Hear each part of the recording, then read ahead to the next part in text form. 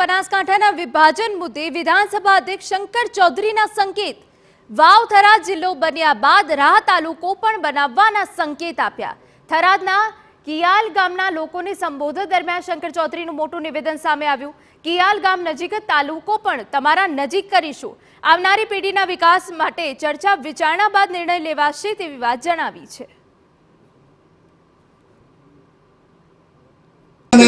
હજુ તમને બે બદલવાનું છે તમારે। તમે બોલો ગામ થોડા દિવસમાં તાલુકો બદલાશે અને થોડા દાડાની અંદર જિલ્લો પણ જિલ્લો કયો બનશે? કયો જિલ્લો બનશે?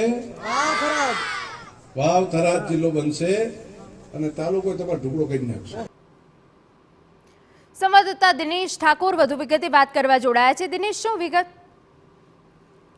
બનાસકાંઠાનું વિભાજન કરીને વાવ થરાદ જિલ્લાની રચના કરવામાં આવી હતી। એના બાદ જ્યારે શંકરભાઈ ચૌધરી જ્યારે થરાદની વિધાનસભાની બેઠક ઉપર ચૂંટણી લડ્યા હતા ત્યારે પણ મતદારોને રીઝવવા માટે એક વચન અપાયું હતું કે થરાદથી 15 કિલોમીટર અંતરે આવેલું રાહ છે એ વેપારી સેન્ટર છે અને મહત્વનું સરહદી વિસ્તારનું એક સેન્ટર આવેલું છે। તેને રાજસ્થાન સાથે સીધો ત્યારે નીકળતા અવર જવર માટે મહત્વની જે રાહ સેન્ટર છે તેના માટે કરીને કિયાલ ગામે 2 દિવસ પહેલા જે લોકોને સંબોધન કર્યું હતું એમાં કહેવામાં આવ્યું કે તમારા નજીકનો રાહને તાલુકો બનાવવામાં આવશે, એટલે કે થરાદ તાલુકાનું વિભાજન કરીને રાહને અલગ તાલુકો બનાવીને લોકોનો નજીકમાં તાલુકાનું મથક આપવામાં આવશે। જી બિલકુલ, આભાર।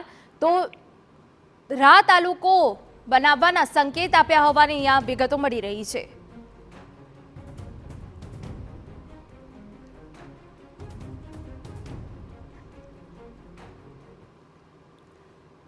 પાટીદાર આંદોલન બાદ